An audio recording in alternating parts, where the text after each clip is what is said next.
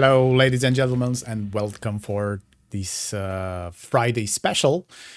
We're gonna announce the season 56 course rotation, and either they have a issue in their system, either they have you know two different colleagues that are working on the same thing. They said they were gonna have a tour change for tour 3, 4, and 5. Even so, if you go into the help section and go in the tour course rotational for the season 56, you're gonna notice that tour 1 and 2 and 3, it remains unchanged. But having an insider, we know that tour 3 will gonna be changed and one course will gonna be changed as well.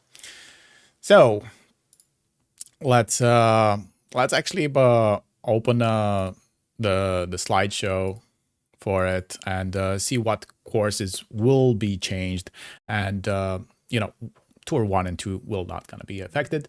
So the new guys that are just starting the game, and they were pretty old in the game, because we saw guys in tour 1 having max clubs and they only stayed there in tour 1 or tour 2, which those players will not gonna be affected. They can skip this video and go on. Also, our boss said that we deserve a new new studio over here, so here it is. He also placed the Christmas tree on my left side. So those being said, let's see actually what we have. And yeah, where is it? So we are starting with tour 3. On tour 3, the Saruka Hills 2 remains unchanged. The one that will gonna be changed will gonna be the Namae Cliffs with the Gurashko Bay with the new hole locations. So that's tour 3. Let's move on to tour 4 over here. And we have here Grunberg Slopes, which remains the same, but the curse that will not gonna be pronounced by Tommy, because he cannot do it. It's Wise Anchor Range. Will gonna be in place of Sharuba Springs over here on tour 4. Moving on to tour 5. Where's the next button? There we go. We have the Jamil Dunes taking the place of Drummore Links, and the Maple Bay remains the same. Okay. Then goes, the ones that you are actually starting to play, because I think, we are playing this game for over 4 years now, or even more than that. Some of us even 5 years.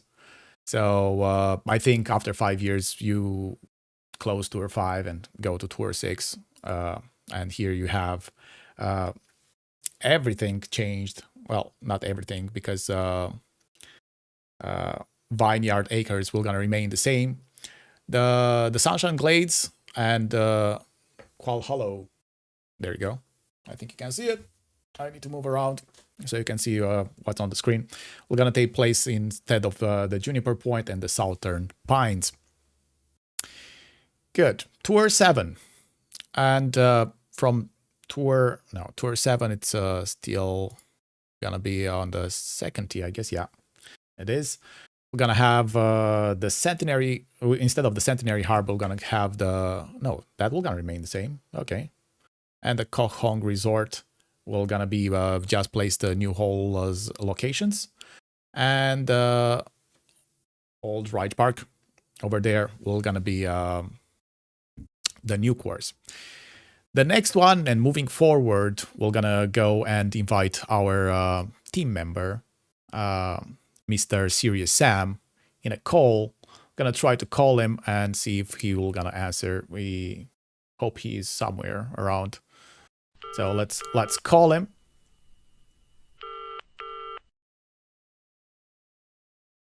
Sam? No? Yes, Radu, I am here. Thank you. On Oh, scene. there it is.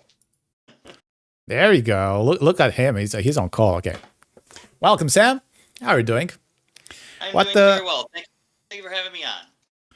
So I'm gonna just move forward. You can explain what will gonna be happening with Tour 8 and moving forward from there, because you're taking charge of doing the notes for the shootout guides. So the guys that currently are still playing the shootout guides that we have, they have just 2 days, just actually 3 days, taking in consideration today. With the new with the old shootout guides, maybe you have some insights when will gonna be the alpha version released. What things we already have, because we did this for quite a while right now, and yeah, the mic is on you, buddy. Okay. Thank you. Thank you. So, hello, everybody out there. Yes, actually, this is a little bit of a rehash from Ben's channel, but as we make the guides for everybody, we figured we'd give you a little bit more information. So, as Tour 8, as you can see behind Radu, Eagle Peak is going to remain the same, which is going to be fantastic because as it stands, we've actually got, I'd say, 90% of the shots dialed in for Eagle Peak. And kudos to our team for doing so. Nordic Fjords, that's the one that I've been absolutely racking my brain on Tour 10 over the last couple of months. It's a good thing, I think, that we're going to move down to Tour 8, so now I can figure it out. And wanted to spend so much money figuring it out because there's a couple holes on there where we're trying to do new shots, and it's been costing me a lot of cash. Youngstown Gardens, that's the one we just had in the recent tournament, so obviously no data for that whatsoever. But once again, this is going to be a great thing for us to figure out in Tour 8 because it's not going to cost that much. It's only $300,000 a game. I know that sounds somewhat ridiculous to people who are just starting out and breaking into Tour 8. But for those of us that are doing Tour 9 and Tour 10, it's going to be a real blessing. And I think it shouldn't take too long to do Tour 8, since we've got probably 35 to 40% of the data already there. An alpha version, should be coming out rather quickly on Tour 8. If we could move to Tour 9, Radu, that would be great. No, thank you, Okay. Tommy. You're much appreciated switching those slides. Tour 9. So we actually got a little bit of a break here. KC Reserve, once again, is sticking around. So I believe that this is probably the, Radu, 6th, 7th month in a row we've actually had this course that we've been able to dial it in. That's dialed. That's completely dialed. It is absolutely completely dialed. And we actually got the last wind angle we needed on, I think it was a Cassia 3C. I got it a couple of days ago, so it's completely dialed. We are good to go on that, so all the data is there. Even better, Chateau Lavande. If you got anybody who remembers our data when I started working with Radu from a couple of seasons ago, I said, let's start doing Tour 8 because you never know when that thing's going to pop up in the future, and we'll have it and we'll be able to plug it right in. And here we go. Chateau Lavande, we've got those shots dialed in. I'd say maybe 95%. Might need a couple little tweaks, but we're going to be able to shove that data right in, and it's going to be fantastic. Done. Drumore Links. Well, I don't have any data on that. I believe Radu does have some, but the nice thing is we're going to have a lot of data from YouTube, other people who have played the shots in various ways with various spins, so we're going to have a lot to reference. And I think it's going to be very, very quick on Tour 9 for us to be able to get a shootout guide for that. I would say even quicker than Tour 8. Yeah, a lot quicker, since I'm gonna also try to dial in some stuff over there. And then comes Tour 10. Now, Tour 10, I was initially a little happy about this until Radu actually killed whatever happy feelings that I had. I would say from my particular perspective, the Oasis 2 and Gokasho Bay 2 had some holes that were just absolutely brutal, especially if you're trying to figure them out using the Grizzly and the Sniper on Tour 10. They're very hard shots to do. And I would say getting rid of those things has been a blessing, but then Radu reminded me that now we've got Portello Cove, which, for those of you that might not remember on that course, it's the one where you have that massive downhill shot. Yeah, just remember the Typhoon tournament where we had to we had some drops on it. that's true with like 55% elevation. Yeah, And I we were think we were have pulling max plus 55 and max plus 60. It was yeah, absolutely insane. we were adjusting in pro 18 rings with the sniper. 18 freaking rings with the sniper. So So that will gonna I would come in say, here, but instead of the 18, we're gonna adjust like 9 or 9 to I think 13 rings maybe for that hole, just to be close. And if I just explained Sam that if you're in 3 yards mark on that one or even 4 yards mark, that's gonna be a win on that hole. absolutely, absolutely. Now, we did get a little bit that we have 3 new courses in Tour 10, so nothing is sticking around.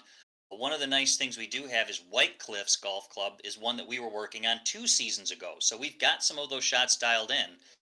Namahe Cliffs, that's one that was in Tour 3. I'm sure there's a lot of data about that out there, but I have a feeling that even if it's not the best, it's still going to be better than what we had for some of the other choices. So I would say that I'm looking more forward to this than the previous Tour 10 for most of the holes. All we can do is keep our fingers crossed and hope we don't get that one death hole on Portello Cove too much. But I would say out of all of them, this will probably be the one that will take the most time um, because of the fact that it's just getting some of these holes dialed in, not necessarily from the data that we have from the tournament. Because remember, there you get to choose your club and choose your ball. Here, you're probably going to be using one club with the navs, which is really what we're shooting for. And it's going to be a lot harder to dial those in and more time consuming, no matter how many people are working on them. So. That's for sure. So from all these 3 tours that we are doing shootout guides, I think Tour 10 will gonna be the challenge. Absolutely, I would agree. Tour 9 is going to be the easiest of the bunch by far, mainly because of the fact that we've got most of the data. And just to remind everybody, of course, we're working on this as we go forward. Part of the reason why we're doing Tour 8, 9, and 10 is because these all come from the middle tees. And this is a prime example of why we have this data. And once it gets dialed in, we had Chateau Lavant from Tour 8. We're going to plug it into Tour 9. And the only thing we're going to have to change is the spins. That's just as far as the back spin and the top spin. If we have to do it, it's going to be easy to do. Yeah, And it's this is going just to help us going forward. it's just to compensate for higher wins. And that's it. Or in the other way around, if we had it in Tour 10 and we are moving in Tour 8, then we have to do again just spins to adjust for lower wins, and that's it. Exactly. And I just in case everybody's wondering, I am working on the templates now. One of the things we are going to try and do is we're going to try and make the template pages a little bit bigger with a little bit more information in them. We're not going to go hog wild, but we are going to try and make them a little bit bigger and give you some better information in them, so that it'll be easier for us to put more data in if you need it, easier for people to read. And I should have those out, probably the alpha versions, by Tuesday, maybe Wednesday at the latest, with everybody's understanding that you have to remember this is all a work in progress for everything. So if you're expecting everything to be great right off the bat, you're going to be disappointed. But we'll probably get there very, very quickly. Yeah, it's as usual. We're gonna update the timestamp. We're gonna have on the first page a timestamp where we gonna place last modified, and maybe well, I don't want to place a version control because versioning control, it's like 0.1 2 3 4 5 6 7, and it goes up from there. We're just gonna place modified. Last modification was at, and if we remember, because sometimes I just modify there and I forget to modify also the date. Always when you start playing Tour Play, go and download the latest one, and at least you have the latest modifications that we added. In the meantime. Absolutely. So that's going to be my portion of it. Appreciate you having me on. I'm going to head back out there, do a little bit more research, and I'm going to leave you to do Tour 11, 12, and 13. Thanks, Radu. Oh, thank you, Sam. All right. Okay, so where is that? There we go. So let's see what we're gonna have changed in Tour 11. This is going to Master Master Place, Master Realm. And here we're gonna have the Sequoia Creek City Park and also a new one. I didn't play it yet, Young Sun Gardens. And the City Park, we already had it. So 2 of the courses will gonna be changed over here. And Young Sun Gardens, I don't really played so much on it. So the ones who do, good luck on Tour 11. We're not gonna create anything for those tours, not yet, at least. Maybe in the future we'll move forward and cover more of this this tour shootout guides. Okay, moving on to Tour 12, which was the last tour in for a while. We have the Waterfield Sands, which actually takes in place of Port Hello Cove, and I think a lot of players will say, "Thank God that that disappeared from Tour 12." It was staying there for a long, long time. Then we have Green Notch Point, and this was also changed. And then we have the Oasis with the new hole locations. This was also changed with the Gumbill Grove that we had, and Koh Hong Resort 2 was also changed with the White Cliffs Golf Club that we are having that one in, I think in Tour, what was the tour? I think it was Tour, yeah, Tour 10. Good. On the last tour, which is the Diamond Series Tour 13, this one has the most of the the courses in it. So Wainaki Arcs, we already had that. We know how to play. The Southern Pines, we already know about that. Then is the Parc de Paris with the second hole location, Lake Wabasca, and Jubilee Grove as well. So I don't know which one remained, because I think all of them had been changed from Tour 13, except actually the Parc de Paris. That's the only course that remained over here. So guys, thank you so much for being here tonight and watching the breaking news. Thank you all for being in the chat. I'm not gonna mention all of you because this will gonna be remaining a video to everybody to watch. So good luck out there, and see you guys on the next one. Bye bye.